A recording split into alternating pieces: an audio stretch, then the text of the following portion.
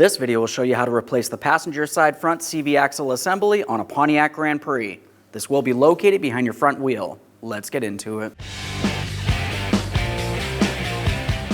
Just a quick note about doing this job. Once it's complete, you will need a four-wheel alignment. Okay, let's prepare to remove our front wheel. The first thing you have to do is safely raise and support the front of the vehicle so the wheel's off the ground. After you've done that, remove all 5 of your 19mm lug nuts so we can get the wheel off of here.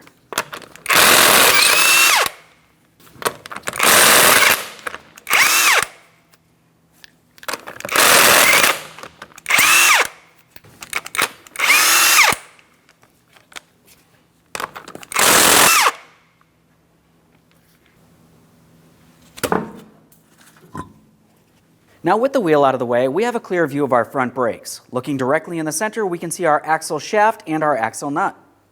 Go ahead and remove that axle nut using a 34mm socket.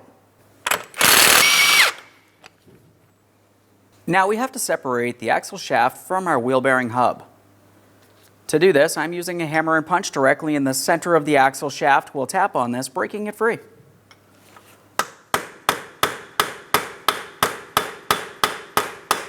Now, as you can see, I do have movement from this area. We can continue on.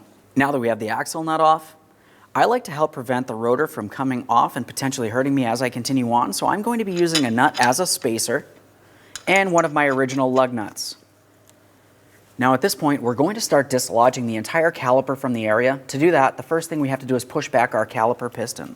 To push back that caliper piston, I'm going to be using a small pry bar. I'm going to make my way into this area.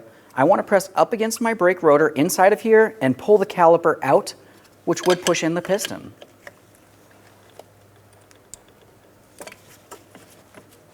Now, once you do have movement from this, we can make our way along the backside for our 2 caliper bracket bolts. As we look along the backside of the caliper, we can see our 2 15mm headed caliper bracket bolts. One up along the top, one along the bottom. We're going to fully remove the upper mounting bolts first. Once it's out, just a quick inspection and we'll start it back in a couple threads. That'll help prevent the caliper from falling while we continue on to the next.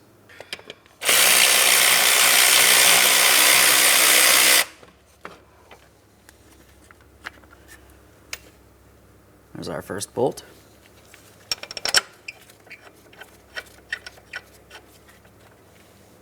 On to the next.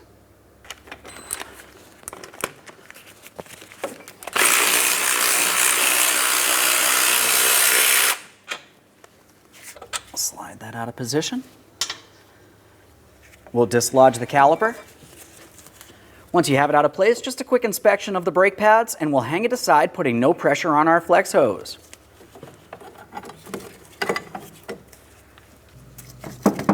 With the caliper out of the way, let's have a look where our steering knuckle connects to our front strut assembly. You're going to find that you have 2 21mm mounting nuts. Now there is also a bolt. The bolt comes through from the forward side towards the rearward side. As far as the bolt itself, you don't have to hold the head of the bolt because it has splines holding it in place. Once we remove the mounting nuts, we'll give them a quick inspection but start each of them back on just a couple threads so we can tap these out of place with a hammer.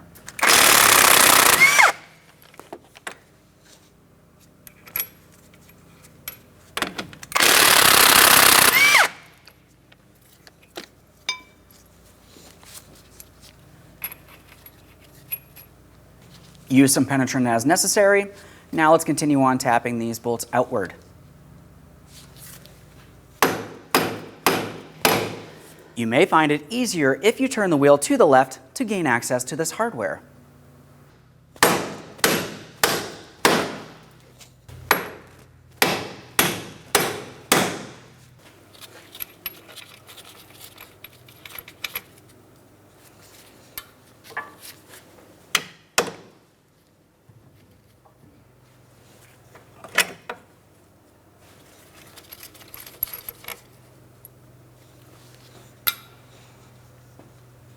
As we remove our final mounting bolt, we're going to have to pull the steering knuckle out and away. As this happens, we also want to pay attention to our axle. We want to make sure the axle shaft slides out of the wheel bearing hub. Press this out.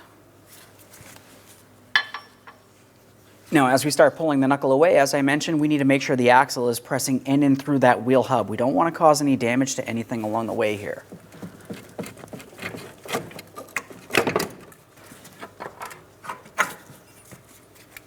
Now that we have that separated, let's make our way all the way down the axle towards the transmission next. Before we move all the way in there, let's make sure we install a safety strap so when we do dislodge this, the axle does not fall out and potentially hurt us.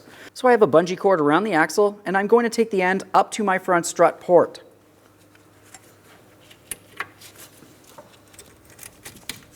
Now there's several different tools you can use to remove an axle. You can use something as basic as a hammer. When doing so, I'm doing it from under the vehicle, and I'm going to tap on this end of the axle and I'm driving it out and away. Something to note is there is transmission fluid inside of the transmission. We need to make sure we have a collection receptacle under this area. We're going to collect and recycle all fluid properly.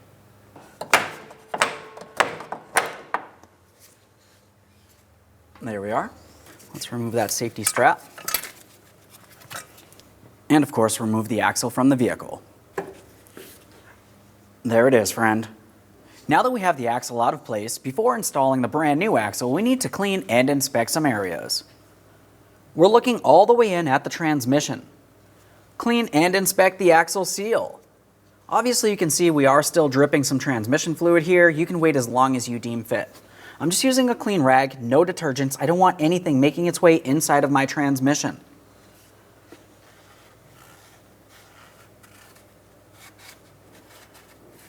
Just a quick wipe and a thorough inspection, confirming that it's still soft and pliable, not torn, worn, or damaged in any way. This seal does look good. Let's continue on. Now it's time to install the front axle assembly. I do this with the axle nut still installed on the axle. We're going to carefully make our way with the axle in towards the transmission and seal. As we start aligning this, we need to make sure we're as straight as possible. We're going to slide the axle in as far as we can and make sure it's secured. It should not slide out of place.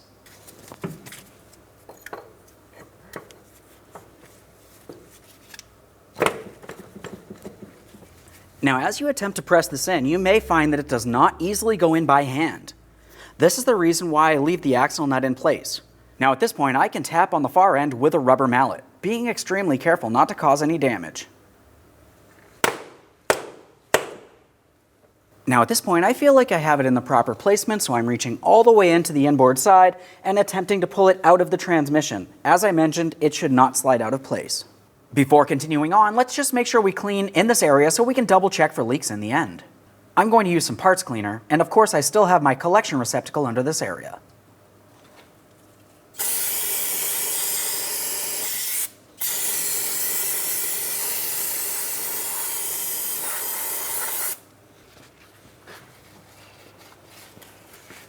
Now we're on the far side of the axle. We can remove that axle nut.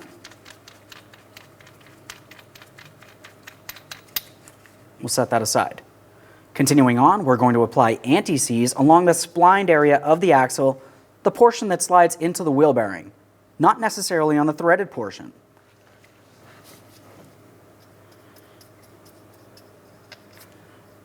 Just a small amount should do. Now we can take this, we'll bring it along the back side of the wheel bearing, start sliding it through. As we do so, we need to take hold of our steering knuckle and swing it up towards our front strut.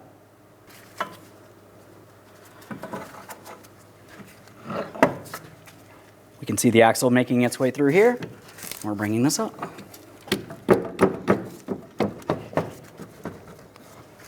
Once you feel as though you have it in the proper positioning, continue on with your 2 mounting bolts. Those will come through from the front towards the rear. On the back side, 2 mounting nuts, 1 for each.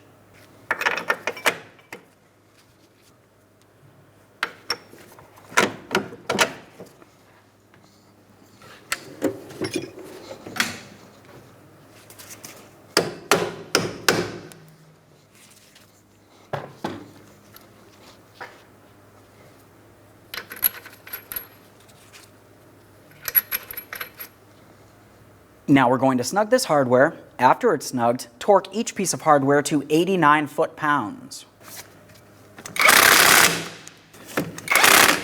They're snug. Let's go ahead and torque them to that 89 foot-pounds.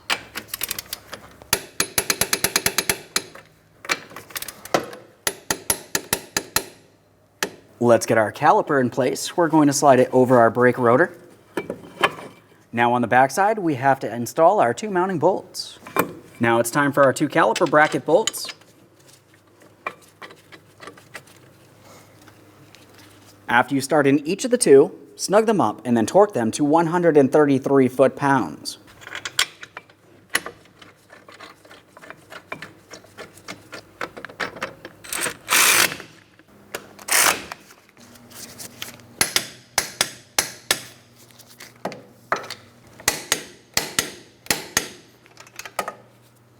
Double check to confirm that's properly secured in place. Now it's time for our axle nut. We're going to start it on by hand. We're also going to bottom it out using a hand tool, never an impact tool, which could cause damage to the bearing.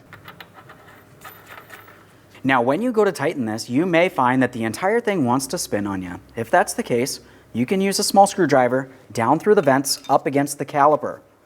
That'll prevent this from spinning while we continue on snugging and torquing. My hand tool here.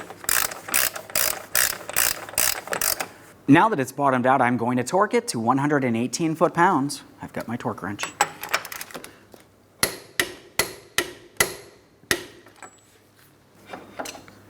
Go ahead and remove that screwdriver. Let's remove our lug nut and our spacer from the brake rotor. One last quick inspection in this area, and we can reinstall our front wheel. Once you have your wheel in place, start on all 5 of your 19mm lug nuts. We'll bottom them out, get the wheel back on the ground, and then torque each lug nut to 100 foot-pounds.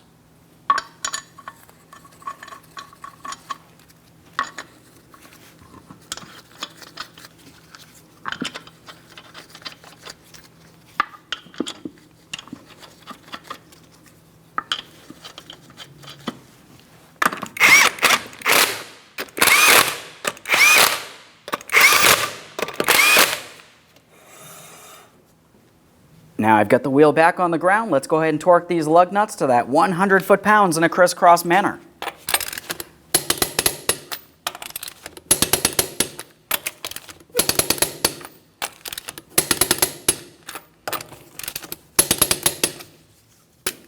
Okay friends, now at this point we have to check our transmission fluid. For that, we'll make sure we're on a flat level surface and make our way under the hood. Now we're on a flat level surface, we're looking under the hood. Along the back side of the engine, we're looking for our transmission dipstick. We're going to lift this up and out of here and give it a quick inspection. There's something I want to show you real quick. Now if you were to look where my thumb is, you can see this hatched area. With our vehicle on a flat level surface and the vehicle at normal operating temperature, you want to check your transmission fluid level. Typically the fluid level will be low because you saw some did come out when we did the axle. You're going to want to add some Dextron 6 transmission fluid straight into the dipstick tube. For now, let's go ahead and check that fluid level. So now I have the vehicle at normal operating temperature. I'm going to check the fluid level.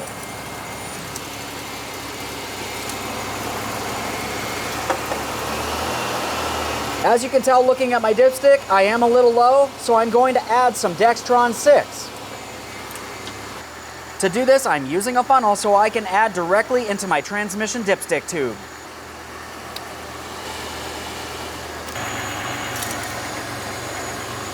Now I'm looking closely at my dipstick. I can see that the fluid level is perfect. If it was still low, I would continue adding. If it was up above the hatches, I would have to remove some. This transmission fluid level is perfect.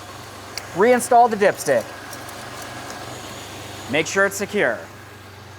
Okay friend, we finished the installation of our vehicle's front axle and we've topped off the fluid. Now at this point, what you have to do is make sure you pump up your brake pedal till it's nice and firm. You're going to take your vehicle for a road test, you need to get yourself a 4-wheel alignment and of course double check for leaks. Aside from that, thanks for watching. When only the best will do, demand TRQ. The only company that lets you view before you do. TRQ is committed to offering the highest quality aftermarket auto parts that are engineered for peace of mind. Thanks for using and viewing with TRQ.